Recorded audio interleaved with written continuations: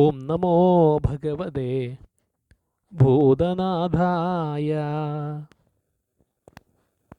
ഹരിവരാസനത്തിൻ്റെ അർത്ഥം അല്ലെങ്കിൽ അതിൻ്റെ വ്യാഖ്യാനം ഒന്ന് പറയാം. ഹരിവരാസനം വിശ്വമോഹനം എന്നാണ് തുടക്കം. എല്ലാവർക്കും അറിയാം. നിത്യവും ജപിക്കുന്നത് ആ വീട്ടിൽ ഐശ്വര്യം ഉണ്ടാവാനും നെഗറ്റീവ് എനർജികൾ പോകാനൊക്കെ വളരെ വിശേഷമാണ്. ഭഗവാന്റെ ഒരു സാന്നിധ്യം അവിടെ ഉണ്ടാവുന്നതാണ്. ധർമ്മത്തെ സ്ഥാപിക്കുന്നവനാണല്ലോ ധർമ്മശാസ്താവ്. അധർമ്മങ്ങളോ അപകടങ്ങളോ വേണ്ടാത്ത കാര്യങ്ങളോ ഒന്നും ആ വീട്ടിലുണ്ടാവില്ല എന്നാണ്. ഭഗവാൻ അവിടെ പോസിറ്റീവ് എനർജി ആയിട്ട് വരും. ഹരിയുടെ അനുഗ്രഹങ്ങൾക്ക് നിലയവും വിശ്വത്തെ മുഴുവൻ ആകർഷിക്കുന്നവനും സകല ദിക്കുകളുടെയും ഈശ്വരനും ആരാധ്യങ്ങളായിട്ടുള്ള പാതുകങ്ങളോട് കൂടിയവനും ശത്രുക്കളെ വിമർദ്ദനം ചെയ്തവനും നിത്യവും നർത്തനം ചെയ്യുന്നവനും ഹരിയുടെയും ഹരൻ്റെയും നാരായണൻ്റെയും മഹാദേവൻ്റെയും ചൈതന്യത്തിൽ നിന്ന് ഉണ്ടായവനുമായിട്ടുള്ള ദേവ, നിന്നെ ഞാൻ ആശ്രയിക്കുന്നു. അയ്യപ്പ, നിന്നിൽ ഞാൻ ശരണം തേടുന്നു. അയ്യപ്പ, നിന്നിൽ ഞാൻ ശരണം തേടുന്നു. അതാണ് ആദ്യത്തെ ആ വരികളുടെ അർത്ഥം. ശരണകീർത്തനം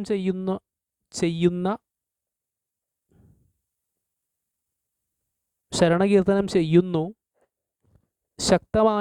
ശക്തമാനസത്തോടു കൂടിയവനും വിശ്വത്തിൻ്റെ പാലനത്തിൽ സന്തോഷം കണ്ടെത്തുന്നവനും നൃത്തം ചെയ്യാൻ തൽപരനും ഉദയസൂര്യനെ പോലെ പ്രശോഭിക്കുന്നവനും സകല ജീവജാലങ്ങളുടെയും നാഥനും ഹരിയുടെയും ഹരൻ്റെയും പുത്രനുമായിട്ടുള്ള ദേവ, നിന്നെ ആശ്രയിക്കുന്നു. അയ്യപ്പ, നിന്നിൽ ഞാൻ ശരണം തേടുന്നു. നിന്നിൽ ഞാൻ ശരണം തേടുന്നു. ആ ശരണം എന്ന വരികൾ എല്ലാറ്റിൻ്റെയും അവസാനം കാണാം.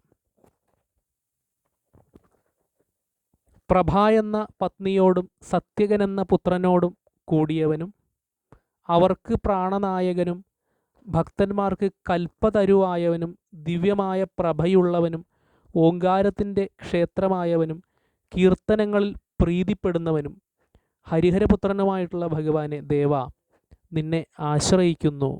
നിന്നിൽ ഞാൻ ശരണം തേടുന്നു. കുതിരയെ വാഹനമാക്കിയവനും സുന്ദരമായ മുഖമുള്ളവനും ദിവ്യമായ ഗദ ആയുധമുള്ളവനും വേദങ്ങളാൽ വർണ്ണിക്കപ്പെടുന്നവനും ഗുരുവെപ്പോലെ കൃപ ചൊരിയുന്നവനും കീർത്തനങ്ങളിൽ പ്രീതിപ്പെടുന്നവനും ഹരിഹരപുത്രനുമായിട്ടുള്ള ദേവ, നിന്നെ ആശ്രയിക്കുന്നു. 3 ലോകങ്ങളാലും പൂജിക്കപ്പെടുന്നവനും ദേവന്മാരുടെയും ആത്മാവായി വിളങ്ങുന്നവനും സാക്ഷാൽ മഹാദേവൻ തന്നെ ആയവനും ദിവ്യനായ ഗുരുവും 3 കാലങ്ങളിലായി പൂജിക്കപ്പെടുന്നവനും ചിന്തിക്കുന്നത് മുഴുവൻ സത്യമാക്കുന്നവനും ഹരിഹരപുത്രനുമായിട്ടുള്ള ദേവ, നിന്നെ ആശ്രയിക്കുന്നു. ഭയത്തെ അകറ്റുന്നവനും ഐശ്വര്യദായകനും ഭുവനത്തെ മുഴുവൻ ആകർഷിക്കുന്നവനും ഭസ്മവിഭൂഷിതനും വെളുത്ത നിറമുള്ള ദിവ്യമായ ആനയെ വാഹനമാക്കിയവനും ഹരിഹരപുത്രനുമായിട്ടുള്ള ദേവ, നിന്നെ ആശ്രയിക്കുന്നു. മന്ദസ്മേരയുക്തമായ സുന്ദരമുഖമുള്ളവനും കളഭമണിഞ്ഞ മനോഹര ശരീരത്തോടു കൂടിയവനും ആന, സിംഹം, കുതിര എന്നിവയെ വാഹനമാക്കിയവനും ഹരിഹരപുത്രനുമായിട്ടുള്ള ദേവ, നിന്നെ ആശ്രയിക്കുന്നു.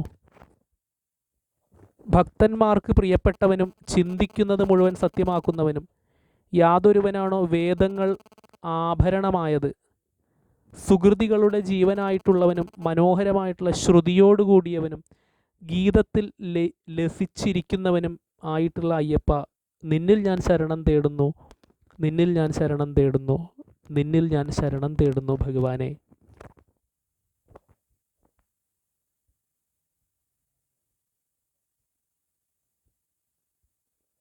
എന്നാണ് ഇതിൻ്റെ താല്പര്യം, ചുരുക്കം.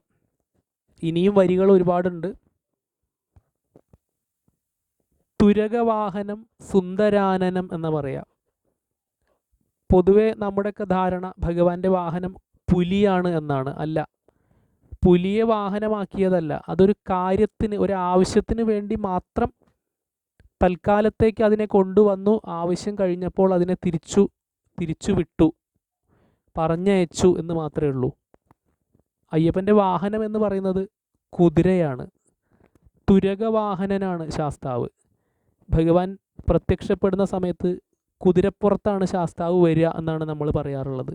വേദങ്ങളിലൊക്കെ അങ്ങനെയാണ് ശാസ്താവിനെ കുറിച്ച് പറയുക. കുതിരപ്പുറത്താണ് ഭഗവാൻ വരിക. ആനയും പുലിയൊക്കെ വാഹനമാണെങ്കിൽ പോലും കുതിരയ്ക്കാണ് പ്രാധാന്യം. തുരകവാഹനം എന്നാ പറയുക, സുന്ദരാനനം. മിക്ക ശാസ്താക്ഷേത്രങ്ങളുടെയും കൊടിമരത്തിൻ്റെ മുകളിൽ നോക്കിയാൽ കാണാം, അല്ലെങ്കിൽ അവിടെ ചിത്രപ്പണികളിലൊക്കെ നോക്കിയാൽ കാണാൻ പറ്റും, കുതിരയുടെ പ്രതിമ ഉണ്ടായിരിക്കും. അങ്ങനെയാണ് ഉണ്ടാവാറുള്ളത് പൊതുവെ. എന്തായാലും കീർത്തനത്തിനെ ഭഗവാന്റെ പാദങ്ങളിൽ സമർപ്പിക്കുന്നു. നിത്യവും ജപിക്കുക എല്ലാവരും വീട്ടിൽ, വളരെ വിശേഷമാണ്. പറ്റുകയാണെങ്കിൽ 2 നേരം അല്ലെങ്കിൽ 1 നേരമെങ്കിലും ജപിക്കാൻ ശ്രമിക്കുക. പോസിറ്റീവ് എനർജി നിറയ്ക്കാൻ വളരെ വിശേഷമാണ് ഭഗവാന്റെ കീർത്തനങ്ങൾ. എല്ലാവരെയും ഭഗവാൻ അനുഗ്രഹിക്കട്ടെ. ഹരേ കൃഷ്ണ.